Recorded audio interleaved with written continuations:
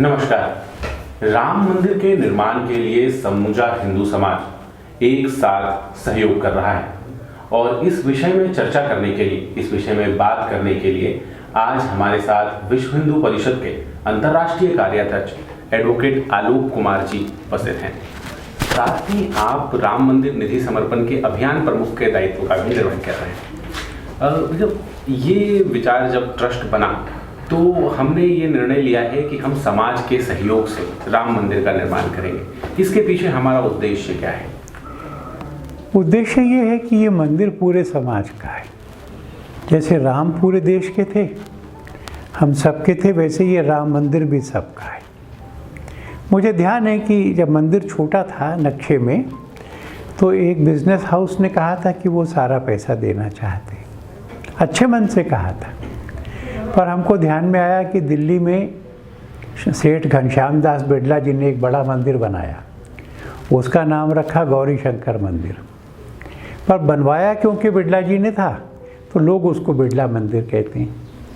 तो हमने सोचा कि कोई स्लम में रहता है या कोई फुटपाथ पे भी रहता है, 10 रुपये दे सकता है, पर अगर वो राम जी के लिए भक्ति लेकर 10 रुपये देता है तो वो 10 करोड़ देने वाले के बराबर ही है, क्योंकि भगवान जी तो भाव देखते हैं।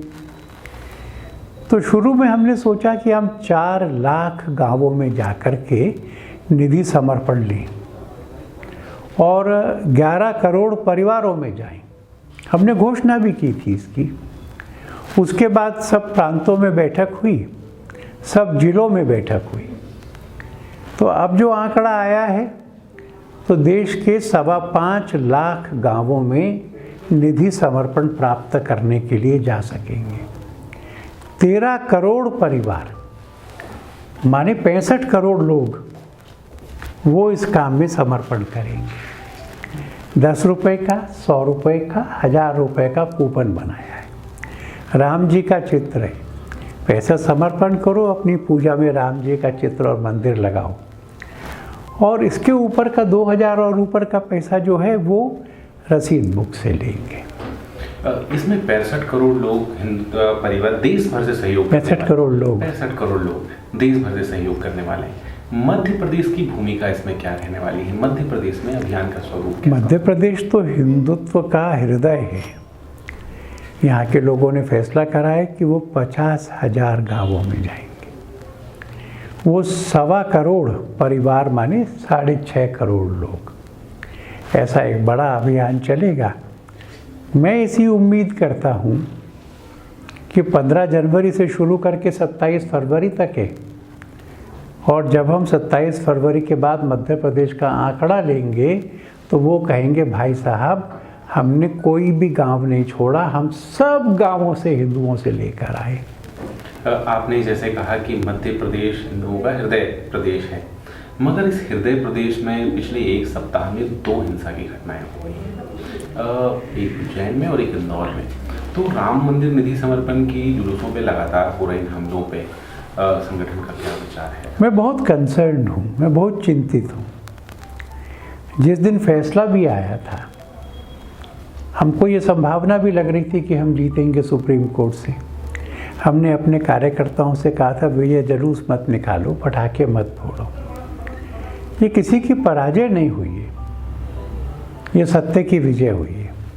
देश में एक भी घटना नहीं हुई, तब से अब तक नहीं हुई। अब क्यों हो?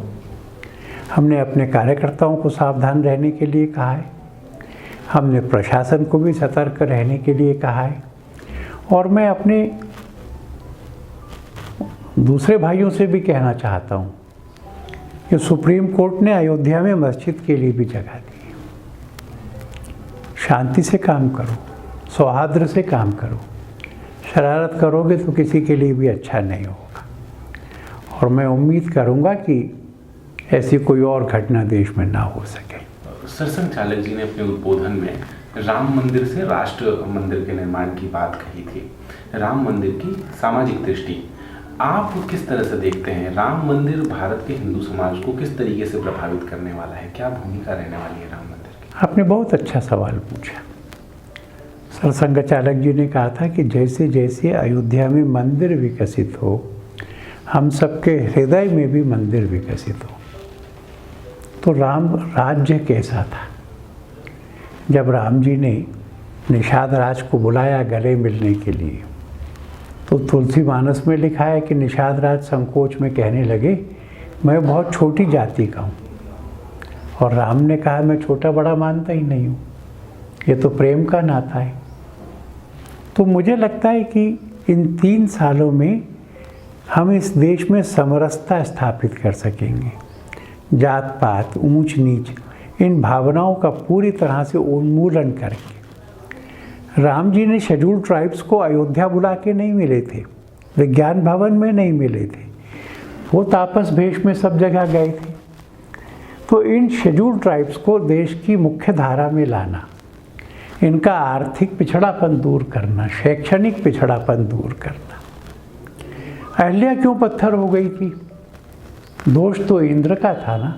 इंद्र दंडित नहीं हुए, अहल्या पीड़ित हो गई।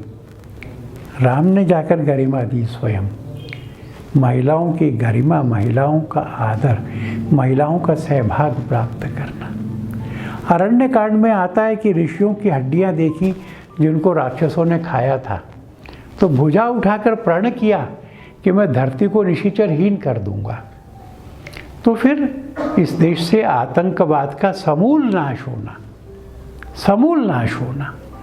आतंकहीन करऊं जग में ही, समाज का ये संकल्प जागना। तो संगठित, समरस, सामर्थ्यवान, वैभवशाली हिंदू जीवन जीने वाला समाज बनेगा तो भारत माता विश्वगुरु बनेगी। अमेरिका का पूंजीवाद, बाजारवाद असफल हुआ, रूस का साम्यवाद, समाजवाद विफल हुआ।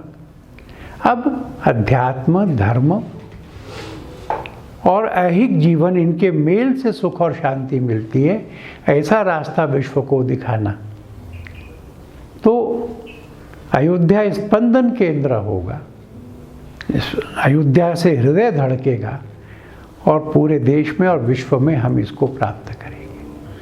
तो अयोध्या की में कोई स्पंदन का केंद्र बनाने के लिए जिस मंदिर का हम निर्माण कर रहे हैं, उस मंदिर में हम और किस तरह की सुविधाओं का समावेश कर रहे हैं और क्या क्या चीज़ें हम मंदिर के परिसर में जोड़ रहे हैं? अभी बहुत सारी चीज़ें, जैसे इस मंदिर का 472 साल का इतिहास, संघर्ष, 86 युद्ध, 4 लाख बलिदान, विश्व भर में कैसी राम कथा होती है, लोग इसको देखना चाहते हैं। रामचरितमानस को सजीव देखना चाहते हैं। एक आधुनिक संग्रहालय जिसमें दर्शक जाकर के इन सब चीज़ों को सजीव और जीवंत देख सके। वो अयोध्या आया है तो दर्शन करने के बाद में वहाँ के बहुत बड़े सत्संग के स्थान पर कथा सुने, कई दिन तक भी सुने। एक 360 degree amphi theatre, open theatre, जिसमें लगातार रामलीला और बाकी चीज़ें होती रही। एक बड़ा लंगर हॉल बनना, दुनिया भर के लोग अध्ययन करने आएंगे ना, तो लाइब्रेरी होना, आर्काइव्स होना, रिसर्च की फैसिलिटीज़ होना, कन्वेंशन सेंटर होना। राम यज्ञों की रक्षा के लिए गए थे, अपनी यज्ञशाला होना। ऐसी सब चीज़ें कि लोगों को आदत पड़े कि साल में एक बार अयोध्या जाएंगे, 7-8 दिन रुकेंगे, कथा सुनेंगे, लीला देखेंगे, अपने अंतर को स्वच्छ करेंगे, यहाँ राम जी के भाव का विकास करेंगे। ऐसा विश्व भर से आने वाले लोगों का सबसे बड़ा तीर्थ खड़ा हो रहा है। संस्कार मिलेगा सबको, हिंदू जीवन जीने का आधार मिलेगा और ये एक जागृत तीर्थ होगा। 400 से ज़्यादा वर्षों का इतिहास और 4 लाख से ज़्यादा बलिदानों के बाद अब जाकर राम मंदिर का निर्माण हो रहा है। और जैसा कि आलोक जी ने बताया, ये राम मंदिर भारतीय समाज के स्पंदन का केंद्र बनने जा रहा है, इस तौर पर विकसित हो रहा है। इस बातचीत के लिए आपका बहुत बहुत धन्यवाद। बहुत धन्यवाद।